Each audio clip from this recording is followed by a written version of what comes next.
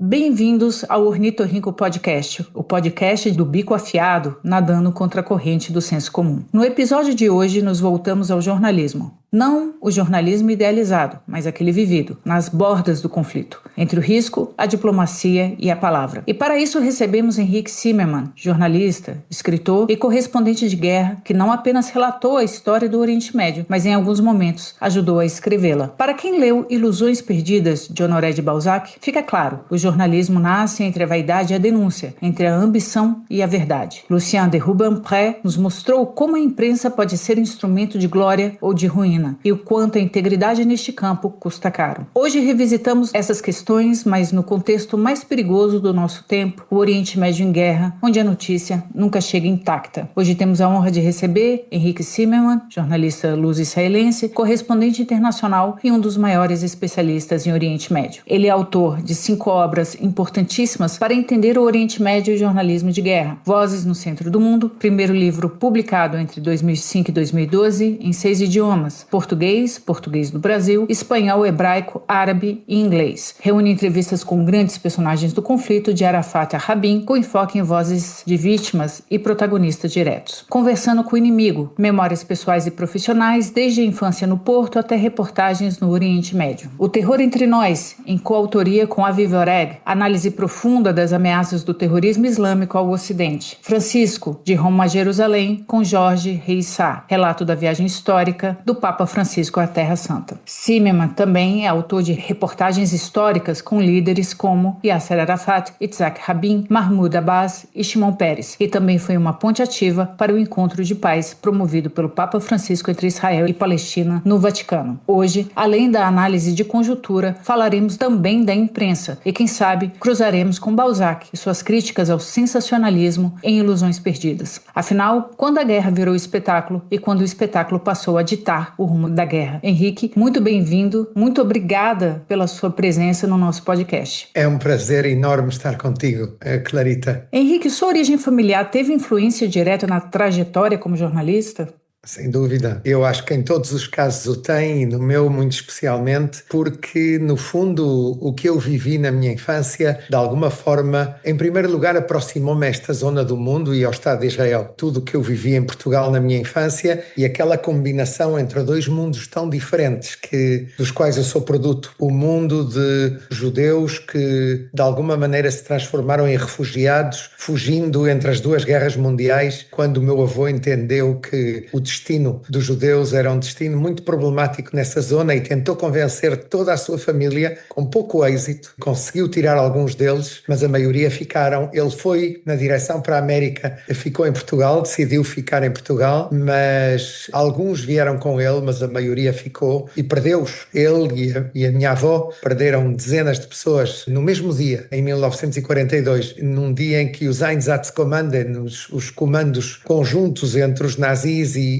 os ucranianos entraram na cidade deles, em Lutsk, fizeram-de escavar o seu túmulo e fuzilaram-nos simplesmente e morreram todos praticamente, com alguma exceção, no mesmo dia. Alguns foram levados para Auschwitz, mas a maioria foi aí mesmo. Do outro lado vem uma família muito conhecida, muito famosa de Espanha, sefardita, cheia de alegria, a família Benarroch, que de alguma maneira estava muito próxima aos reis. Temos documentos desde 1298, quando chegou um rabino de Worms, da Alemanha, que se chamava um grande estudioso e um grande rabino, muito famoso na história judaica, que se chamava Rabi Asher Arosh, o cabeça, que sendo ashkenazi, quer dizer vindo da Europa Oriental, transformou-se numa personalidade muito famosa também no mundo sefardita, em presidente do Tribunal Rabínico, primeiro em Barcelona, depois em Toledo, e nós somos descendentes da parte materna dessa família que estava muito perto da corte real, mas que foi expulsa, como todos os judeus, em 1492, todos aqueles que não aceitaram converter-se e foram primeiro para Portugal e depois de Portugal para o Marrocos espanhol.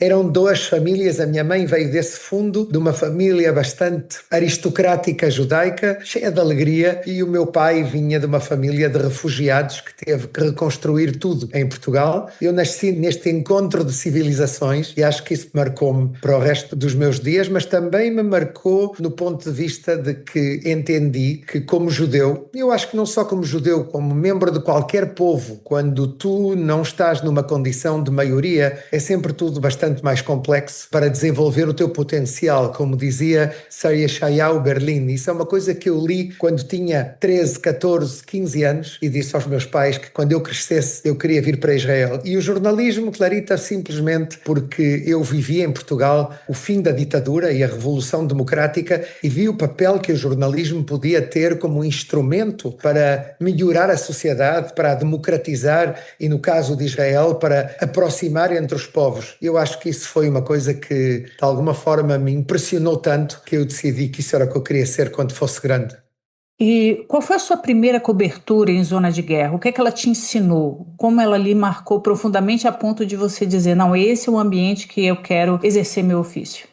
Sabes, Clarita, que eu não gosto da definição de correspondente de guerra. Eu vou-te dizer porquê. Porque é verdade, infelizmente, estando nesta zona do mundo, tive que cobrir muitas guerras, muitas intifadas, muitos levantamentos populares, muitos confrontos, muitos atentados terroristas, suicidas terríveis e operações militares na Cisjordânia e em Gaza ao longo das últimas quase 3 décadas. Tudo isto eu vi, eu cobri, guerras que afetaram até a minha vida pessoal num momento determinado, que me levaram a tomar decisões muito drásticas na minha vida pessoal e que me afetaram, sem dúvida, e que me continuam afetando, porque estamos no meio de uma guerra especialmente forte e sem precedentes, a guerra entre Israel e o Irã. Mas, em qualquer caso, eu também fui correspondente de paz, eu também fui correspondente de ciência, eu também fui correspondente da sociedade em Israel, na Palestina, no mundo árabe, eu também fui correspondente dos acordos de Abraão, eu também sou correspondente da grande esperança que todos temos de uma normalização diplomática entre Israel e a Arábia Saudita. Quer dizer, quando falamos de correspondente de guerra, é só um aspecto do meu trabalho, da minha missão, de tudo o que eu fiz durante a minha vida. Não há dúvida que é um aspecto especialmente dramático. O primeiro trabalho que eu fiz, curiosamente, é uma coisa que eu descobri outro dia vendo os meus papéis e tudo o que eu tinha feito. O primeiro artigo que eu escrevi, Clarita, isso eu nunca contei numa entrevista, porque não me lembrava. Era uma coisa, um detalhe que me tinha esquecido. Era o Irã, a ameaça fundamentalista para Israel e para o mundo. Curiosamente, escrevi isso quando teria 19 anos e foi o meu primeiro artigo num jornal que eu dirigi na Universidade de Tel Aviv e publiquei aí num jornal que se chamava Tembel, que eu editei. Foi a primeira coisa que editei e acho que a segunda foi uma entrevista com Golda Meir, quando ela deixou de ser primeira-ministra e eu, para convencer o reitor a financiar o jornal, disse, eu vou conseguir uma entrevista com a senhora Meir, não sabia nem como fazê-lo, eu era um menino de 18, 19 anos e fui à casa dela, como se faz em Israel, onde não há formalidade, o guarda que havia na porta, uma casa super modesta em Ramat Aviv, ao pé da universidade, eu conto isso no meu último livro, no Conversando com o Inimigo, o guarda que estava na porta era a única coisa que mostrava que era a casa da Golda Meir, queria-me pôr fora rapidamente e ela gritou, quem está aí? Eu gritei, eu sou um imigrante de Portugal. E ela diz, passa! E o guarda deu-me um olhar de que me queria matar. Eu acho que aí foi quase correspondente de guerra. Entrei e terminei por ser entrevistado eu pela Golda Meir na cozinha enquanto ela me dava bolachinhas que ela estava fazendo. Eu tinha muita fome. Eu era estudante nessa altura, sem muito dinheiro e consegui a entrevista com a Golda Meir. Mas realmente eu acho que guerra eu senti na primeira intifada que começa em 87. Aí foi a primeira vez que eu me encontrei fazendo alguma coisa de jornalismo, iniciando, apesar de que eu iniciei realmente só nos anos 90, mas já fui a lugares, já vi o que era a violência da intifada. Eu lembro-me que eu fui entrevistar o líder palestino local, digamos, o representante do Yasser Arafat, aqui na segunda intifada, que se chamava Faisal el-Husseini, que ele era provavelmente o homem que diriam que seria o substituto de Arafat, mas depois ele morreu de um infarto. Eu vi-o depois na Conferência de Paz de Madrid. Eu lembro-me que eu cheguei à casa dele numa zona em Jerusalém Oriental que era muito perigosa, de muito acesso, não havia táxis que aceitassem levar-me lá, foi muito duro, tive que ir a um táxi palestino que me levou lá e que, quando soube que eu ia à casa do Sr. Husseini, imediatamente, e que ele me esperava, imediatamente me levou. E eu lembro-me que foi a primeira vez que eu realmente me encontrei com esta realidade. Tenho fotografias deste dia e depois transformei-me num contacto contínuo e regular de Faisal el-Husseini, que me informava cada vez que acontecia alguma coisa, e depois encontrei encontrei-me com ele na Conferência de Paz de Madrid. Quero dizer, para mim, ser correspondente de guerra, resumindo, está interligado com ser correspondente de paz e com ser correspondente de muitas coisas mais também. E isso vai ao encontro da próxima pergunta, porque, Henrique, eu percebo uma autêntica e imensa empatia sua por todos os lados do conflito, uma vontade muito grande de paz e de diálogo. É muito clara a sua dor, o seu constrangimento quando você tem que cobrir um cenário, uma situação em que envolve mortes de todos os lados, né? Eu creio que isso traz uma responsabilidade moral e uma credibilidade imensa ao seu trabalho. Um pouco você já abordou esse assunto na sua fala anterior, mas como você lida com o impacto emocional de viver a guerra por tantos anos? Qual a responsabilidade que você acha que os jornalistas têm que ter quando reportam crimes de guerra ou violações de direitos humanos, ou mesmo essas situações tão complicadas de tantas camadas? E por fim, acho que você já até antecipou, já respondeu, né? O jornalista, ele pode ser um agente político de paz, mesmo em tempos de guerra?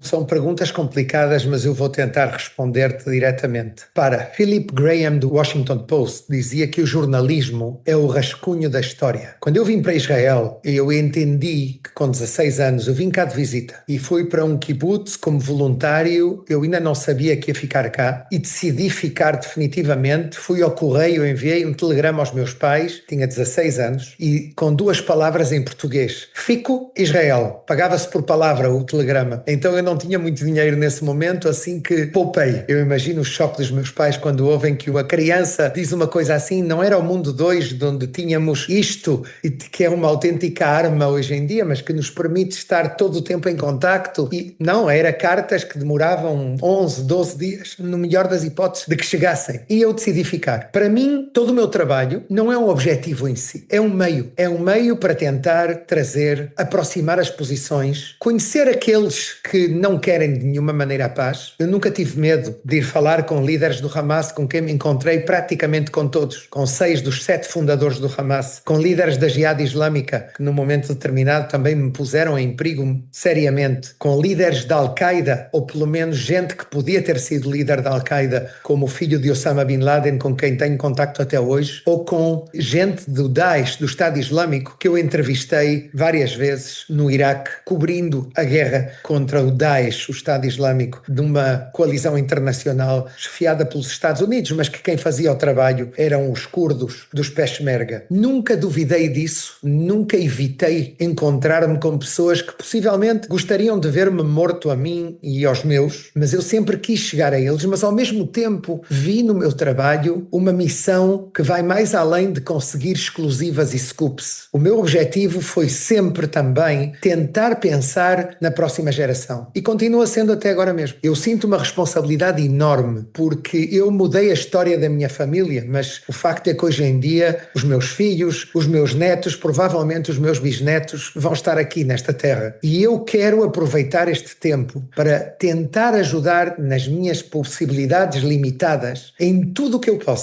eu possa para aproximar a paz e para educar para a paz. Eu acho que depois de tanto tempo, este é o conflito mais antigo do mundo, parece-me. Hoje em dia, não se pode acabar este conflito de forma instantânea. Isto é uma coisa que vai demorar provavelmente muitos anos, quem sabe, gerações, talvez, para que isto seja aqui como é entre a França e a Espanha. Hoje em dia, também na Europa demorou séculos. Provavelmente aqui também vai demorar tempo. Mas sim, não temos a possibilidade e o privilégio de dizer, pronto, deixemos isto para as próximas gerações. Que eles rompam a cabeça e consigam tentar algum tipo de acordo ou algum tipo de aproximação. Acabo de almoçar agora com os meus 3 filhos. Hoje é sábado e nas últimas 2, 3 semanas não deixei de trabalhar um dia e hoje foi o primeiro dia que me permiti encontrar-me com eles e esse foi o tema de debate. Será possível? Será que esse sonho que eu tenho se vai conseguir ou não? Será que eles respeitam muito a minha intenção e o meu esforço, mas eu penso que por vezes eles duvidam mais do que eu. Eles pensam que eu sou demasiado otimista, talvez, na minha forma de ver. Um deles, o meu filho sobretudo, o Yair. Ele diz-me: pai, eu às vezes pergunto-me, não te terás contagiado do Shimon Peres? Não será que tu, com toda a tua aproximação, eu estava muito próximo dele, ele foi Prémio Nobel da Paz, e muitas vezes eu dizia: Shimon, não será que tu tens uns óculos de cor-de-rosa que vês a realidade de uma maneira deformada? E ele respondeu-me: o meu otimismo é uma estratégia também, não é só uma forma de ver a realidade, é uma forma de tentar impor uma realidade. E depois ele dizia: os otimistas e os pessimistas no fim morrem, mas os otimistas vivem muito melhor. Eu adotei essa filosofia de vida e tento aplicá-la, mas não tenho dúvidas de que ainda temos uma missão muito complicada, e o meu jornalismo, tudo o que eu fiz e sigo fazendo durante a minha vida, tem, e reconheço isso, apesar de que alguns podem pensar que não é ético, para mim, com perdão, o mais importante é poder salvar uma vida, 2 vidas e, se possível, mais também. E se eu consigo, com o meu trabalho, fazê-lo, vou estar muito feliz de o ter conseguido.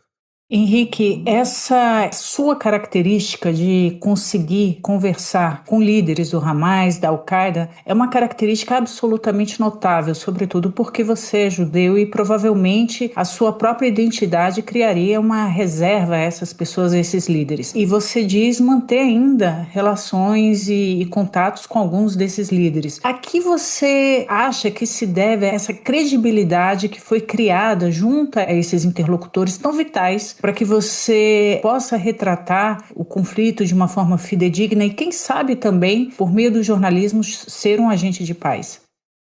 Olha, eu gostaria de poder dizer-te que é a minha personalidade e a minha honestidade e o facto de que eles nunca me apanharam numa mentira. Eu adoraria poder dizer-te que é uma questão quase ética de valores, que eu acho que tem algum papel dentro de tudo isto. Eu acho que sim, eu lembro-me de conversas com o Sheikh Ahmed Yassin, o fundador do Hamas. Eu penso que eu estive na casa dele dezenas de vezes, 14, 15, 20, já não te sei dizer, no bairro Sabra, em Gaza. Ele era um homem que tinha um poder extraordinário de poder mexer centenas de milhares, se não mais, de pessoas com uma palavra dele, fundador do Hamas em 1987. E desde o princípio dos anos 90, 94, se não me engano, quando ele voltou para Gaza, alguma vez eu fui entrevistá-lo, e quando ele queria falar com os jornalistas estrangeiros e queria passar alguma mensagem, pedia a Ismail Haniyeh, que mais tarde seria o seu primeiro-ministro do Hamas, depois da morte do Sheikh Yassin, mas que naquela altura era o braço direito do Sheikh Yassin, pedia-lhe para me telefonar. E ele telefonava-me para o meu telemóvel, já no princípio dos anos 90. Aqui em Israel estávamos todos muito adiantados, já tinham um telemóvel, quando ainda na Europa não tinham, e ele telefonava-me e dizia-me: o Sheikh quer te ver. Agora, eu tenho a certeza que ele sabia que eu sou judeu, provavelmente ele não sabia outras coisas sobre mim, e eu isso também não lhe contava, obviamente. Mas tu perguntas o motivo. Eu acho que há 2. Um é que ele via em mim uma honestidade, isso é verdade, mas ele via em mim também que eu trabalhava com mídia, eu trabalho em 5 línguas, com mídia de 4 continentes. Ou seja, que tudo o que eu publicava chegava não só a Israel, mas também a 4 continentes no estrangeiro. Ou seja, ele matava muitos pássaros de um tiro quando falava comigo e não trazia um jornalista francês, alemão, brasileiro ou norte-americano, que trabalhava para um país e que aqui ele realmente chegava a todos. E ele queria passar mensagens para Israel também.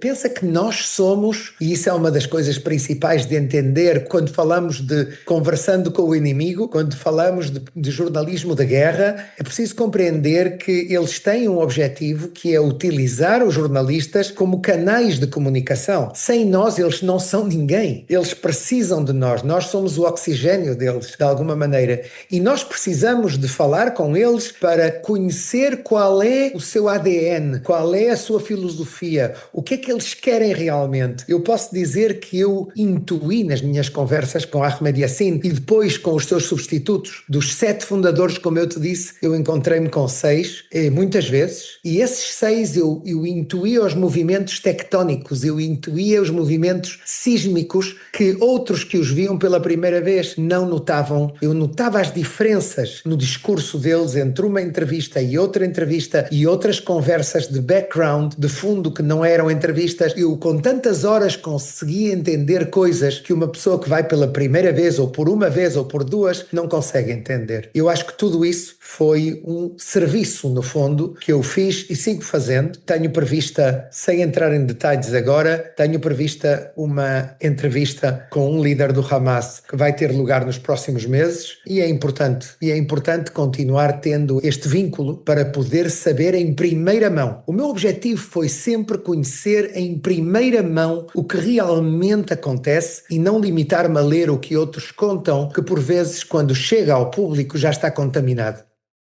Bom, e em razão dessa sua proximidade ou desse seu canal livre com esses líderes de Hamas, Al-Qaeda, em algum momento você foi mal interpretado pela imprensa israelense? Em algum momento você sofreu censura ou pressão direta dos governos ou grupos políticos?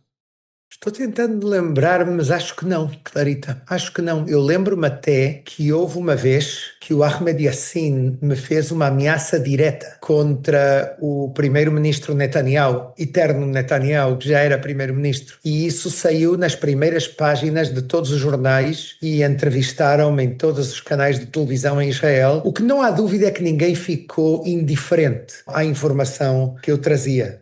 Mas devo dizer-te que houve momentos muito difíceis, porque eu lembro-me de um dia que o meu filho, de quem falei antes, o Yair, tinha 14, 15 anos e ele estudava já. Ele hoje em dia é realizador de documentários com muito êxito e trabalhou comigo uns anos e depois foi pelo seu caminho em todo o mundo, faz documentários, mas aqui também no Médio Oriente. E eu lembro-me de quando ele estudava cinema dentro da escola, dentro do vestibular. Em Israel, sabes que à parte dos estudos normais pode-se escolher uma especialidade. Então ele ficava até às 7h30, 8 da tarde na escola e estudava de tarde cinema quando acabava os estudos normais. E um dia uma amiga dele, que se chamava Adar Hershkovitz, que estava no curso de cinema dele, foi comprar um falafel em frente à escola em Herzliya, no vestibular Harishonim, e não voltou, porque um suicida veio e explodiu-se, matou a ela, matou-se a ele e feriu 20 e pico de pessoas. Isso foi um choque terrível. Eu lembro-me, se não me engano, foi uma quinta-feira. E eu pensava, e o Yair vai ter agora que ir ao funeral, que ir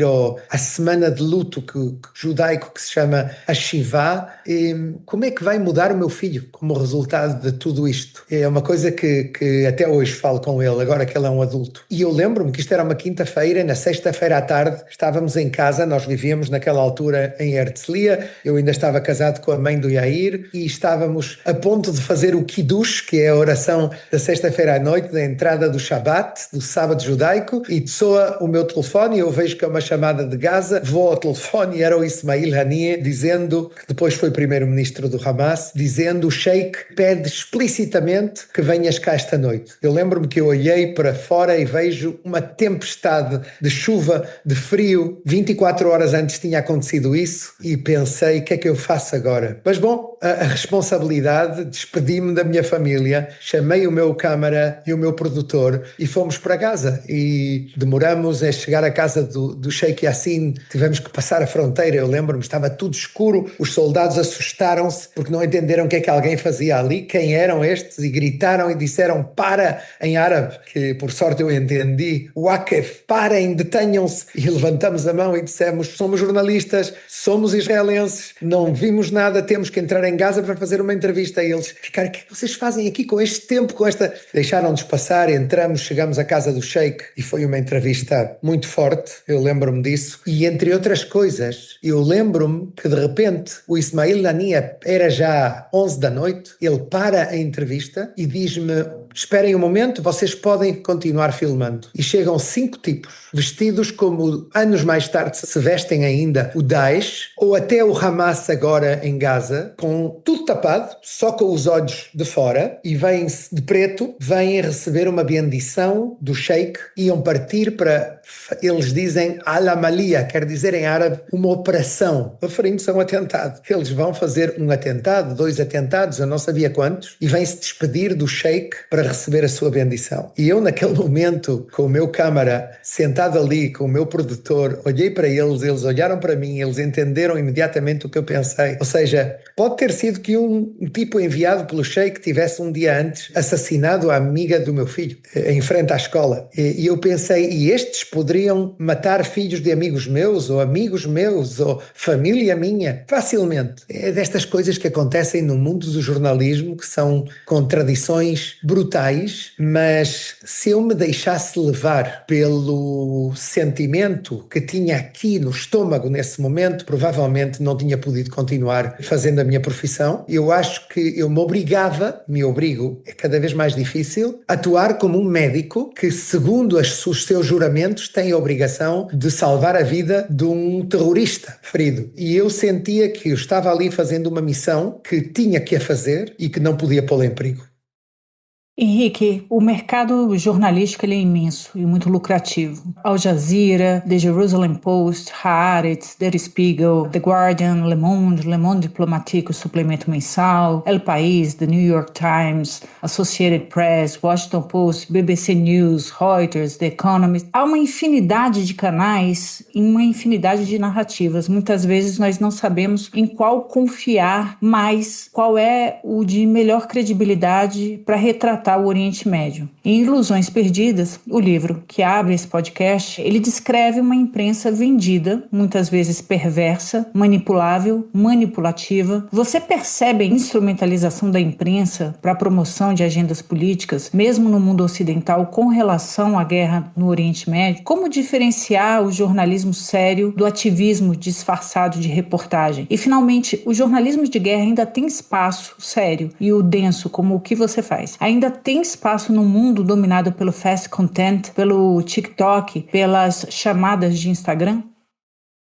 Se há uma coisa que eu observo, sobretudo desde a segunda intifada no ano 2000, no que se refere ao Oriente Médio, é que estamos vendo como o jornalismo McDonald's está ganhando terreno. O que nós vemos é, cada vez mais, uma superficialidade, uma tendência a opinar, não a informar, uma tendência a o que eu chamo um blackout informativo. Isso não quer dizer que todos sejam assim. Ainda há jornalistas muito sérios no mundo, graças a Deus, mas estamos vendo uma deterioração muito rápida e que é produto de uma série de questões sociológicas, parte delas provavelmente relacionadas com interesses económicos, com interesses políticos, com agendas de governos e também com as redes sociais, com quem é muito difícil competir, que não têm uma espécie de código ético que as dirija. E há também outra questão que não está muito relacionada com o que tu dizes, mas é o estatuto do jornalista. Dizia-me a mim um juiz muito famoso, internacional,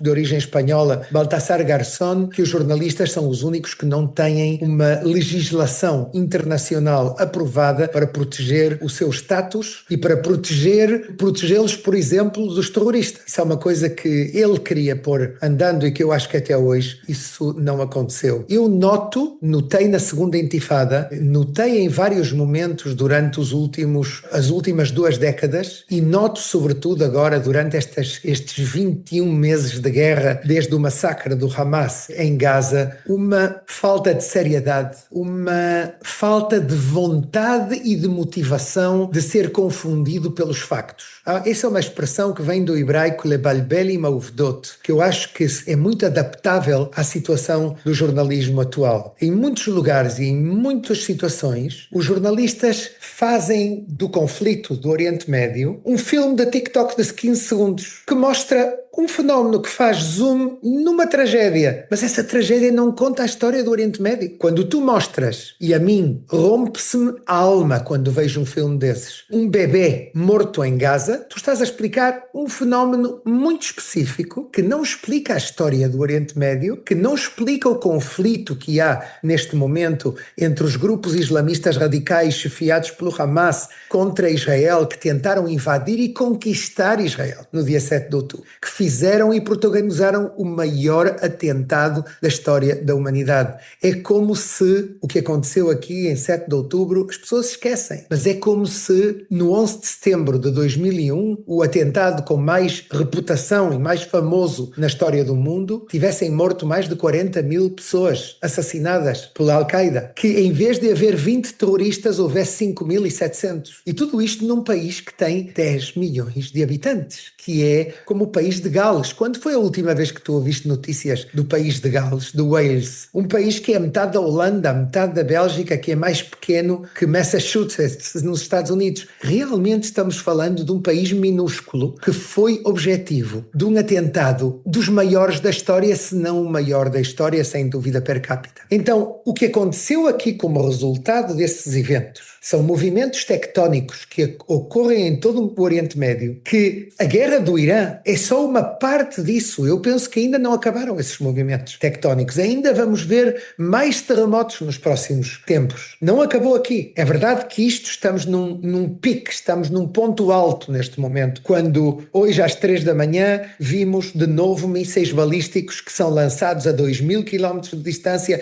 e já se transformou numa rotina e aterram aqui no centro de Israel, ou quando a Força Aérea Israelense neste momento controla todo o espaço aéreo de um país que é 80 vezes maior que Israel, o Irã. É incrível, pensa nisso. A Força Aérea Israelense controla o espaço aéreo, repito, de um país que é 80 vezes maior que Israel, que tem 5.500 quilómetros de fronteira terrestre, o Irã, e tem 2.500 quilómetros de fronteira marítima. Um país que tem sobre o terreno agentes secretos dos serviços Mossad israelenses e locais iranianos que lhes ajudam, que controlam zonas inteiras do Irã e que fazem o que querem ali, tentando parar os ataques do Irã e tentando parar o que o Irã fez, que é este círculo de fogo que criou à volta de Israel nas últimas 2 décadas para asfixiar Israel. Tudo isto, quem realmente começou todo este fenómeno não é o Hamas, é o Irã. O Hamas foi só o executor, foi só o braço escolhido pelo Irã. Mas quem o fez foi o Irã, e isso provocou que todos os seus tentáculos na região, começando pelo Hamas em Gaza, continuando com o Hezbollah no Líbano, seguindo com os Houthis no Iémen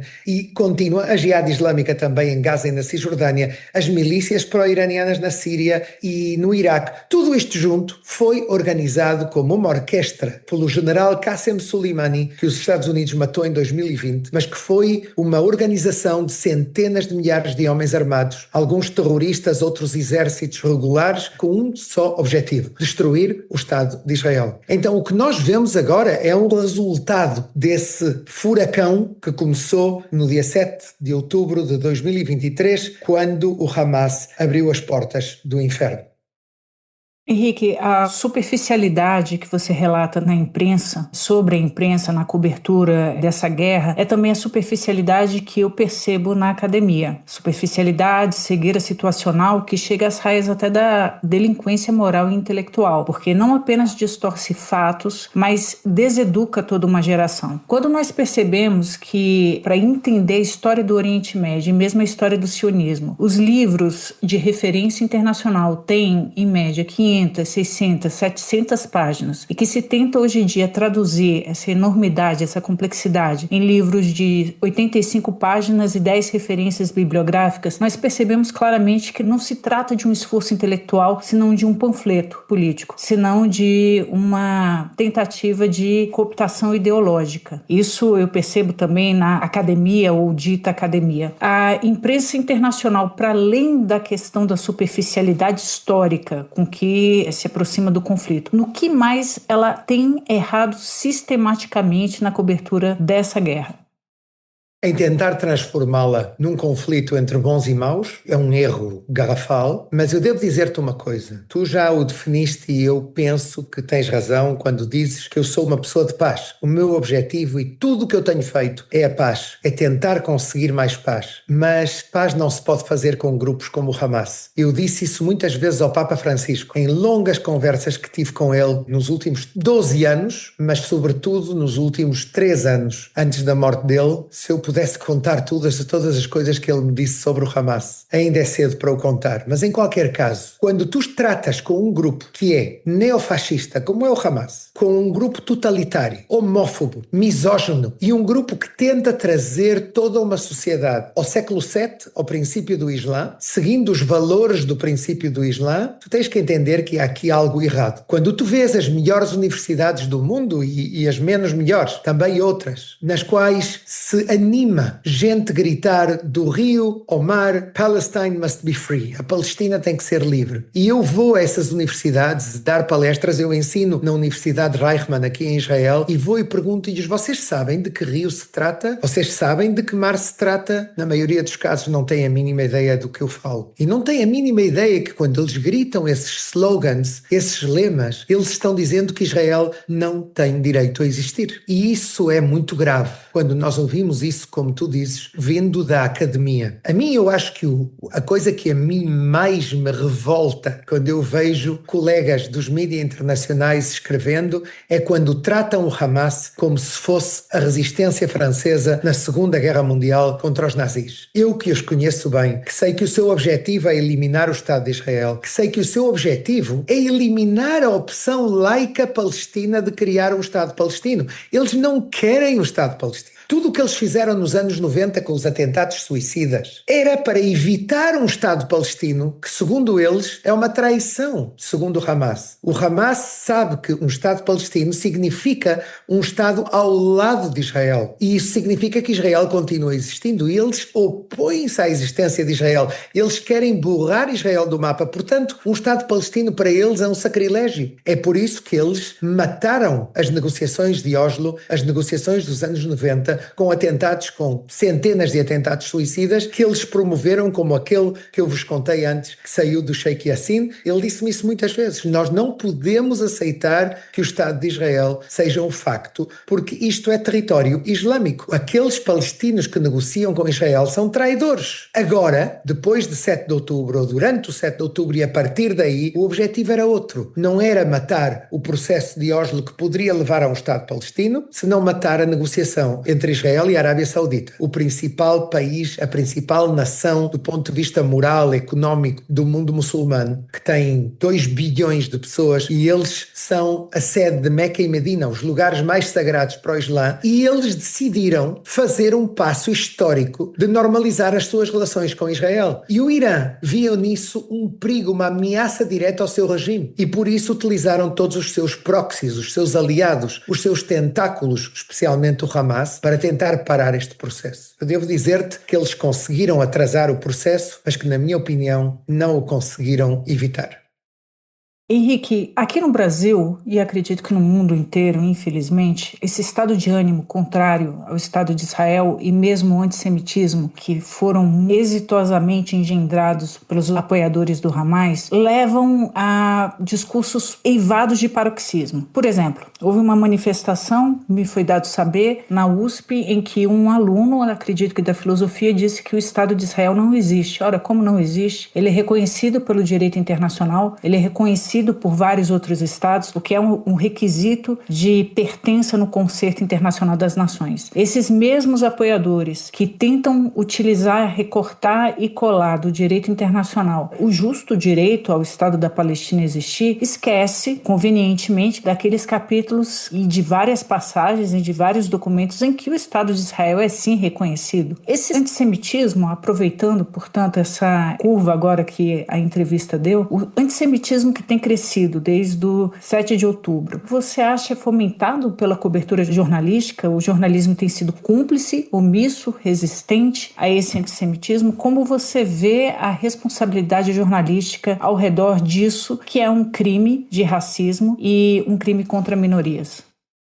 O antissemitismo não foi inventado pelos meios que neste momento cobrem a realidade. Não foi inventado por eles. Isso eu devo reconhecer que é uma das coisas que a mim mais me doem, até porque eu penso que me enganei. Eu pensei nos últimos anos que o sentimento antissemita estava muito mais ultrapassado do que realmente está. Quando eu, no dia 14 de outubro de 2023, uma semana depois, o Papa me ligou e ele disse-me: estou muito próximo de vocês. francês, referindo-se a Israel, e disse-me, eles, o Hamas, devolvem-nos atrás 50 anos com tudo isto. Ele tinha toda a razão. Devolveram-nos atrás não 50, senão 70, 80. Nós vemos um antissemitismo muito mais forte do que eu pensava que ainda estava no subconsciente de tanta gente. Do establishment político, cultural, académico e jornalístico. E isso é terrível, porque isso quer dizer que a democracia ainda está longe de cumprir os seus objetivos e que o racismo, que neste caso se chama antissemitismo, ainda está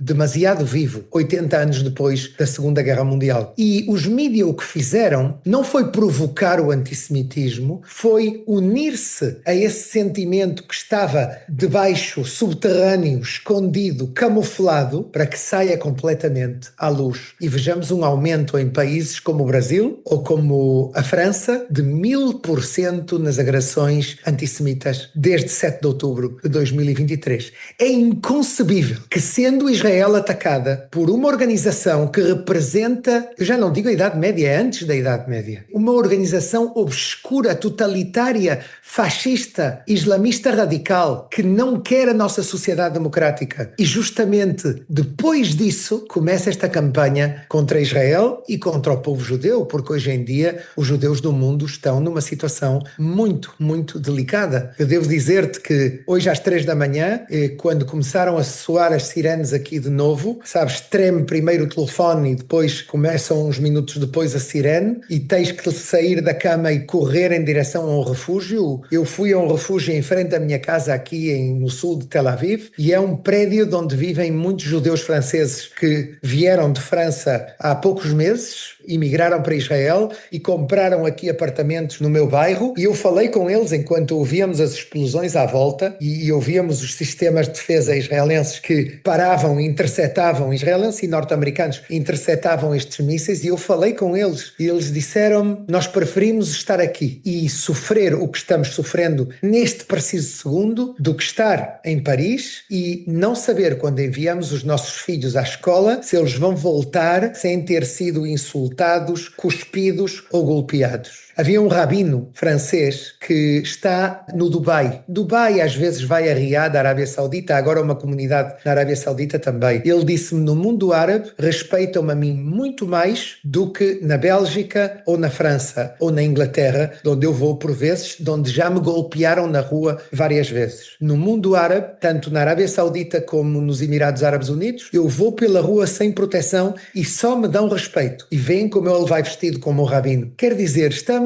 num momento muito, muito delicado. E eu diria-te uma coisa, a minha recomendação aos líderes do mundo ocidental, há questão de 2 meses falei nas Nações Unidas e disse-lhes isso, e tinhas que ouvir o silêncio que havia na sala. Não se ouviu uma mosca. Quando eu lhes disse, eu acho que vocês têm mais motivos do que nós de estar preocupados, porque este antissemitismo não é só contra os judeus, começa contra os judeus, mas é um fenómeno que contamina as vossas próprias sociedades e é um câncer que depois é quase imparável, se vocês não o param já o mais rapidamente possível. Essa sua observação vai ao encontro da mensagem principal daquele livro do Zimbardo, Philip Zimbardo, Efeito Lúcifer, né? De que não é o caráter individual que corrompe as pessoas, mas os sistemas de valores, os contextos que permitem e incentivam o mal. E esses contextos, eles não se fixam em um objeto. Se agora é o judeu a vítima, a falta de freio moral vai fazer que amanhã seja a mulher, que amanhã seja qualquer outra minoria, o negro, que seja a pessoa com deficiência. De fato, a sua observação é muito acurada e a falta de clareza moral em torno disso é assustadora. Henrique, de certa feita, de ouvir falando sobre o 7 de outubro, vou pedir para você repetir o que foi dito na oportunidade, que o 7 de outubro foi um pogrom, uma reencenação do pogrom, foi extremamente pensado e foi uma armadilha muito bem pensada, inevitável, para arrastar Israel para Gaza e para tornar qualquer ação de Israel mal vista perante a sociedade internacional, porque fatalmente geraria vítimas civis em escalas revoltantes. Eu gostaria que você reexplorasse isso, por gentileza. Eu acho que o 7 de outubro foi planeado o maior detalhe. Houve um investimento brutal económico e, sobretudo, houve um pensamento muito amplo, muito profundo, que começa em Teherã, mas que provavelmente houve outras capitais nas quais se discutiu sobre esse tema, que agora não vou falar delas por motivos que não importa, mas sim o Hamas foi preparado para tudo isto. Eu posso te contar que uns meses antes de 7 de outubro, num hotel em Gaza onde eu dormi várias vezes, que se chama o Hotel Commodore, houve uma reunião de 30 líderes do Hamas que tinham um caráter bastante especial, e é que não eram os típicos líderes terroristas militares do Hamas ou líderes políticos. Havia entre eles advogados, economistas, banqueiros, homens de real estate, de imobiliária, etc., que se reuniram para pensar em como eles iam dividir o território de Israel em cantões para o dia em que Israel fosse atacada pelo Hamas e por outros. Naquela altura eles não sabiam que o Hezbollah e que o Irã não iam acompanhar o Hamas no ataque, eles pensaram que sim, e decidiram trazer uma lista de todas as propriedades imobiliárias que há em Israel e nomear para cada cantão um governador. O homem que foi nomeado governador da zona de Ramle-Lud entrou em estado de choque. Ele ouviu tudo aquilo e entendeu o estado de loucura coletiva que havia no Hamas. Uma organização que, como dizíamos antes, é uma organização de iluminados apocalípticos que acreditam profundamente que eles vão conseguir, que iriam conseguir acabar com o Estado de Israel, como se isso fosse uma coisa fácil de conseguir, e iam conquistar território do Estado de Israel, pelo menos uma parte, a tal ponto, Clarita, que eles prepararam uma carta para as Nações Unidas que dizia o seguinte: agora que já não existe o Estado de Israel, nós queremos ser aceites, este novo Estado que nós vamos criar, queremos ser aceites como novo membro das Nações Unidas. O governador nomeado de Ramle-Lud voltou para casa essa noite, pegou na mulher e nos filhos, fez as malas e disse que tinha que ir receber tratamento médico ao Cairo, fugiu para o Cairo e nunca mais voltou. E quando ele estava no Cairo, ele chamou um jornalista muito conhecido em Israel, Shlomi Eldar, do Haaretz, e pediu-lhe para ir ao Cairo porque ele queria dar-lhe uma exclusiva brutal. Mas isso só aconteceu depois do 7 de outubro. Ele esperou ao 7 de outubro porque ele pensou que não ia acontecer nada, mas quando já aconteceu, 2 meses depois, ele chamou o Shlomi Eldar e ele contou em estado de choque tudo o que acontecia. E disse: repara até que ponto eles queriam chegar. Ou seja, eles estavam convencidos que iam conquistar Israel, que iam destruir Israel. Estes 5.700 homens que chegaram, que entraram em Israel, que conquistaram, que ocuparam, que roubaram, que violaram, que queimaram, a sua ideia não era ficar só no sul. A sua ideia era chegar até ao centro ou até ao norte de Israel. E eles pensaram que ia haver um acompanhamento por parte de outros, provavelmente árabes israelenses, palestinos israelenses, que são 2 milhões de pessoas que se poderiam unir a eles, e também o Hezbollah no norte e talvez também as milícias pró-iranianas na Síria, no Iraque, etc. Mas isso não aconteceu. Tudo isso, graças a Deus, não aconteceu. Mas o que eu te quero dizer aqui é que o que aconteceu no dia 7 de outubro é parte de um processo ideológico radical que queria exterminar o Estado de Israel, que é a ideia do Hamas desde que foi criado em 1987. Tu lê a Constituição do Hamas, até hoje está escrito isso. Até hoje, líderes do Hamas dizem, da mesma maneira que o Irão o diz continuamente, que o seu objetivo é eliminar o Estado de Israel, que Israel é território Waqf, território islâmico,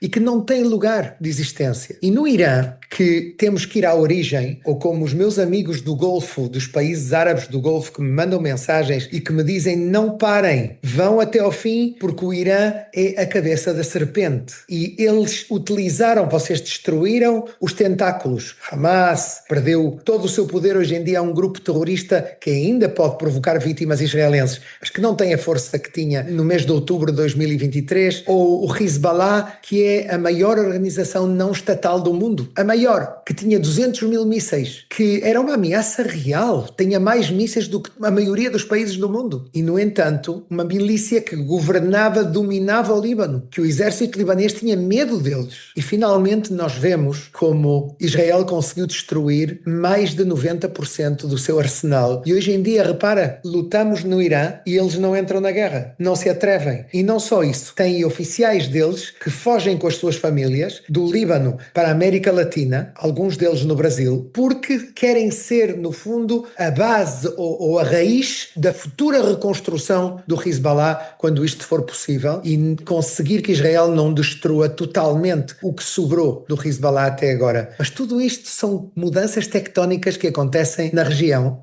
como resultado do 7 de outubro, que, como dissemos no princípio, abriu as portas do inferno, mas que agora provoca também todas estas mudanças. Eu posso dizer que o presidente libanês atual, o comandante Joseph Aoun, e o presidente sírio atual, Ahmed Ashara, que é o senhor Al-Jolani, um ex-terrorista do Daesh, do Estado Islâmico, com a cabeça a preço de 10 milhões de dólares pelos Estados Unidos, são hoje interlocutores do governo de Israel e falam ao telefone com líderes israelenses e dizem a Israel que querem unir-se aos acordos de Abrão. Ou seja, as portas do inferno abriram-se, mas as mudanças tectónicas que nós vemos neste momento não são só negativas, pode haver também efeitos positivos quando acabarmos a guerra no Irã e quando acabarmos a operação militar em Gaza.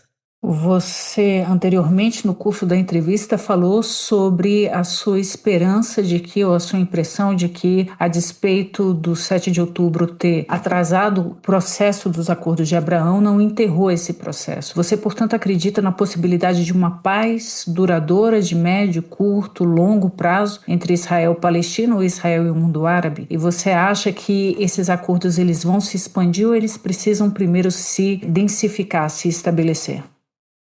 Por começar, eu estou convencido que nos próximos anos, daqui até 2030, vamos ver, talvez já com o próximo governo israelense, que vai sair das próximas eleições no ano que vem, vamos ver mais acordos de Abraão, ou seja, mais países. Pode ser a Indonésia, pode ser a Malásia, pode ser Omã, pode haver vários países que se unam aos acordos de Abraão, à parte da Síria e do Líbano, de quem já falei antes. Até mesmo o Iraque começa a demonstrar algum tipo de interesse. Não vai ser fácil, vai ser preciso negociação, vai ser preciso pressão dos Estados Unidos. Mas eu acho que esse é um dos sonhos do presidente Trump, que quer conseguir, como toda a gente sabe, o Prémio Nobel da Paz.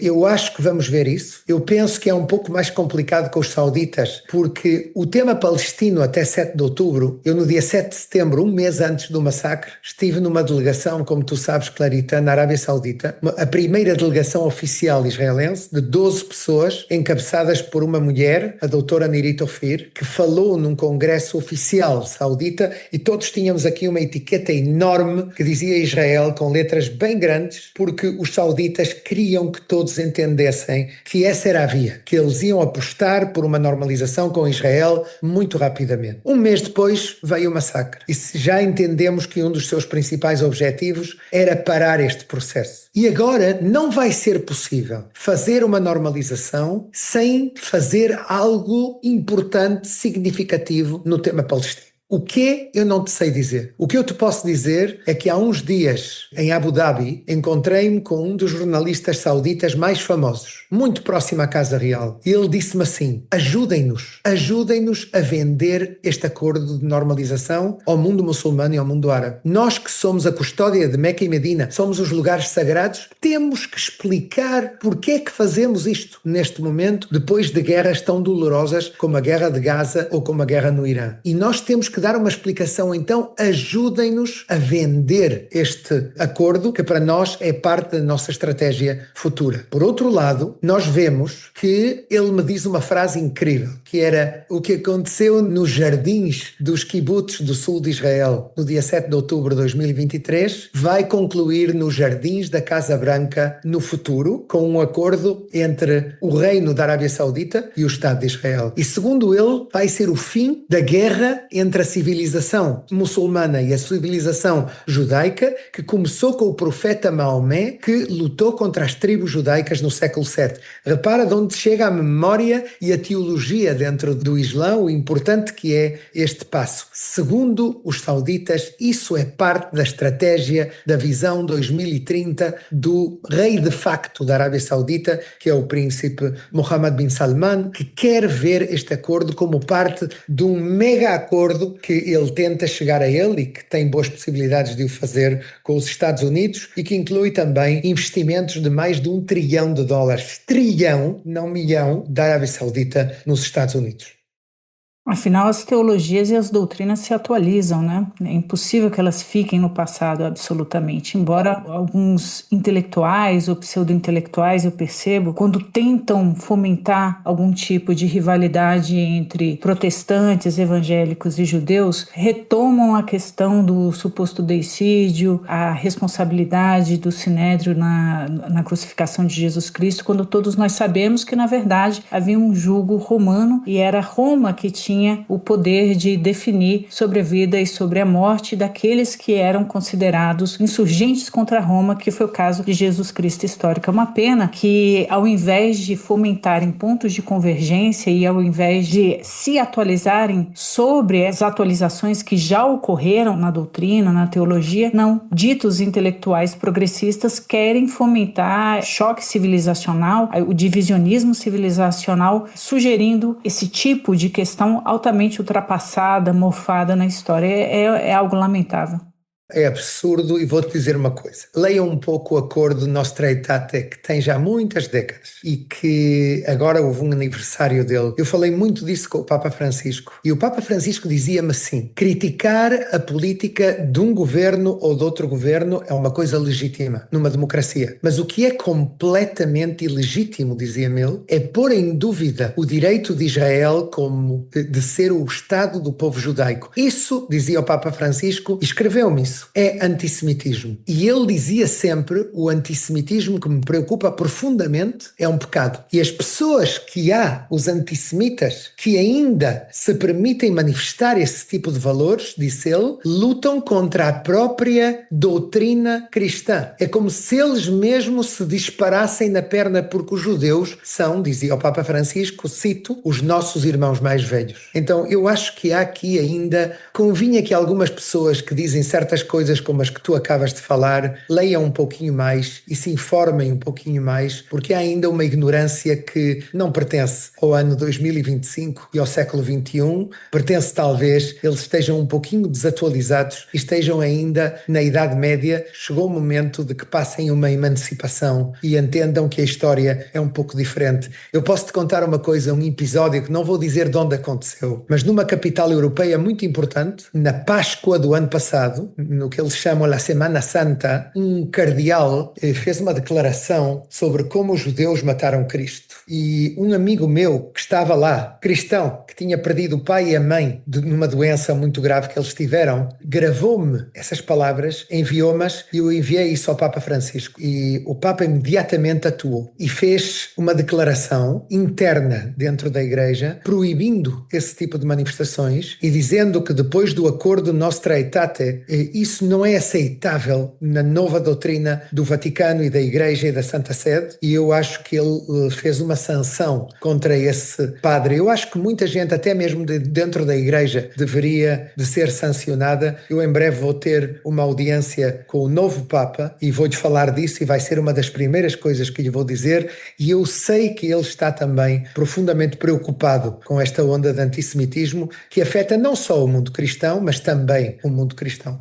Sim, e mesmo especificamente no mundo luterano evangélico, diversas manifestações de igrejas evangélicas, sobretudo depois da Segunda Guerra Mundial, demonstravam a atualização da doutrina, uma tentativa de meia-culpa, do uso do luteranismo para fomentar o Holocausto, para fomentar o antissemitismo. Henrique, a impressão que eu tenho é que há uma mistura conveniente de ignorância e, por parte de alguns jornalistas, muito cultos inclusive, não ignorância, mas de um esquecimento cínico, né? De um esquecimento, de uma omissão oportunista. Eles sabem muito bem dessas atualizações. E, no entanto, como carregam agendas políticas e querem fomentar o divisionismo entre a comunidade judaica e outras comunidades no mundo, eles simplesmente voltam a um tema, digamos, medieval, voltam a uma cantilena medieval. Isso demonstra aquilo que nós já comentamos antes, né? A desinformação como uma quase delinquência moral e intelectual. É impressionante, é uma falta de compromisso, né?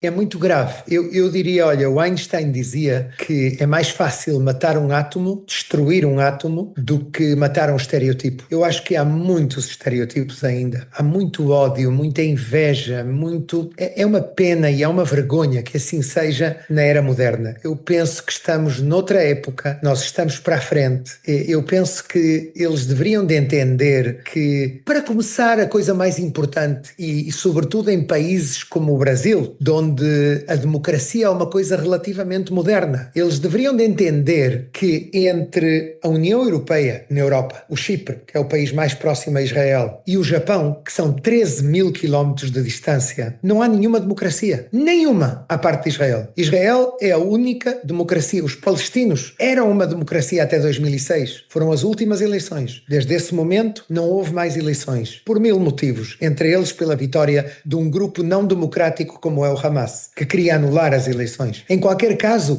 aqui a democracia não existe. Israel tem um monopólio, com todas as pressões que há por vezes para não o fazer. Eu sempre digo, David Ben-Gurion, que para mim foi o líder mais brilhante que nós tivemos na nossa história, que provavelmente se não estivesse lá naquela altura, no fim dos anos 40, não haveria um Estado judaico. Ele, apesar da Guerra de Independência que começa em maio de 48, ele, em janeiro de 49, em plena Guerra de Independência, organiza eleições. Ou seja, a democracia, os valores democráticos são uma coisa muito enraizada, muito profunda na sociedade israelense. Só por isso bastaria que pelo menos tentassem entender um pouco mais o modus vivendi, o que os israelenses fazem, a sua resiliência, a sua luta pela sobrevivência. Eu neste momento estou concluindo um novo livro que é exatamente isso. O Israel de depois de 7 de outubro, o Israel 2.0, refundação. Ou seja, a segunda independência de Israel vai vir agora, depois de que se acabe esta guerra. E esta guerra vai se acabar, Clarita. Vai chegar um momento, vai demorar mais, vai demorar menos, mas a guerra contra o Irã, que é a cabeça da serpente, e a guerra de Gaza vão acabar e Israel vai começar uma coisa nova. Não sei dizer quando, mas isso vai acontecer no futuro próximo. E eu recomendo a esses senhores cheios de estereotipos, cheios de ignorância, que leiam um pouquinho mais, que venham cá ver com os seus próprios olhos e tenho a certeza que quando voltarem vão ter uma opinião um pouco diferente. Eu acho que nós estamos, voltando ao tema do livro de Balzac, nós estamos muito impregnados pela vontade de influência e pouco atenciosos ao impacto, ao legado que nós colocamos para o mundo, criamos para o mundo, né? A maior parte desses pseudo-intelectuais, jornalistas, eles querem essa fama imediata e conseguem, reverberando, digamos, um ódio. O ódio é muito fácil de reverberar. Ele também é muito bem pago de forma direta ou indireta. Nós temos forças aí com um grande poder, né, econômico e político que querem alimentar esse tipo de divisionismo. Isso é uma pena, porque a história, sempre haverá um encontro de contas da história, mas essas pessoas elas vão ter que encontrar ou ver as suas imagens, digamos, apequenadas, estejam elas vivas ou não, a influência real que elas terão no mundo, o impacto que elas terão no mundo será anedótico, né? Permite-me fazer aqui um pouco, Clarita, um mea-culpa. Eu acho que não tudo é a culpa deles, eles têm muita culpa, porque eles fomentam a ignorância, fomentam os estereotipos, eles fomentam o ódio. Em muitos casos, nós vemos isso. É terrível, é terrível. Ou seja, é preciso informar-se um pouquinho mais, é preciso abrir o Zoom, é preciso deixar a guerra do TikTok e pensar que em filmes de 15 segundos tu não consegues explicar um conflito que tem mais de 100 anos, que é preciso um pouco mais informar-se, conhecer, abrir o Zoom e ver o que há à volta. Nós vemos aqui uma volta da Guerra Fria, Clarita. O que nós vemos aqui são coalizões internacionais que pensávamos que estavam superadas, uma encabeçada pelos Estados Unidos, que inclui Israel, que inclui países árabes, que inclui os países ocidentais, sem dúvida a Alemanha agora, com as declarações do chanceler que diz que Israel faz o trabalho sujo do Ocidente, dizendo uma coisa assim tão forte, ou com o facto de que os britânicos dizem que eles querem lutar conjuntamente com os Estados Unidos no Irã se os Estados Unidos entrarem na guerra, Ou vemos isso, eu vou-te contar um segredo que eles deveriam saber, esses senhores pseudo-informados, que o mundo árabe ajuda a Israel na luta contra o Irã, que há neste momento vários países, que eu não vou dizer os seus nomes, mas que têm pilotos no ar que param drones que são lançados desde o Irã sobre Israel, hoje mesmo, e que estão no ar e que os pararam no caminho, na fronteira, do outro lado da fronteira. Ou há países muito importantes do Golfo que passam informação de inteligência a Israel continuamente do que acontece dentro do Irã, etc, etc, etc. Ou seja, tem que entender que a realidade é um pouco mais complicada, e há outra coalizão chefiada pela China, que inclui a Rússia, o Irã e a Coreia do Norte e outros países, dos quais não vou falar agora, que de alguma maneira querem lutar contra a supremacia norte-americana nesta região do mundo e a supremacia de Israel, que querem de alguma forma pôr Israel em perigo, e que o 7 de outubro e tudo o que estamos vivendo neste momento são parte de todo este fenómeno. E depois há o Sul, chefiado pela Índia, pelo BRICS, talvez o Brasil seja parte dele, que ainda não decidiu realmente o que quer ser quando for adulto, quando for grande realmente, e está um pouco perdido, ainda tem muitas doenças infantis, eu acho. Mas em qualquer caso, voltando às duas coalizões definitivas, neste caso, a chefiada pelos Estados Unidos e a chefiada pela China, eu penso que é preciso entender que o 7 de outubro é parte de tudo isto, é parte desta luta, é parte da luta por criar um novo paradigma no panorama internacional, 80 anos depois da Segunda Guerra Mundial. O mundo vai agora numa direção diferente, a globalização teve certas debilidades, certos problemas, vimos a crise económica mundial no ano 2008, 2009, ainda não nos recuperamos disso e pode vir a acontecer outra vez. O mundo de alguma maneira está a procurar novos axiomas para a geopolítica mundial, e o 7 de outubro e a guerra do Irã e Israel neste momento é parte de tudo isso, e eu recomendo a esses senhores que têm explicações tão fáceis e tão simples e tão cheias de ódio que respirem fundo, bebam um copo de água e se eduquem um pouco. Chegamos ao fim do segundo mergulho do Ornitorrinco Podcast. Em Ilusões Perdidas, Balzac alerta: a imprensa é ao mesmo tempo uma espada, um cetro e uma tocha, e pode ferir, dominar ou incendiar. Depois de ouvir Henrik Zimmermann, talvez fique mais claro: no Oriente Médio, o jornalista muitas vezes carrega os três. Ele precisa informar, negociar e resistir, enquanto atravessa trincheiras que vão muito além da geografia. O Ornitorrinco Podcast segue aqui com o microfone na mão e a dúvida no coração, porque pensar é mais difícil do que escolher um lado. Até o próximo episódio e lembre-se, a complexidade é uma forma de honestidade.